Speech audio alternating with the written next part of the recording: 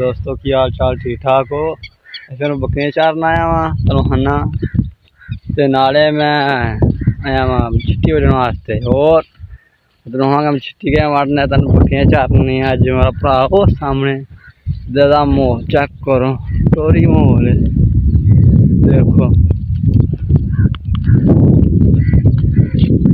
शाम ऐसे जाने पे जान दे देखो देखती ना अंदर से हथियार दे दे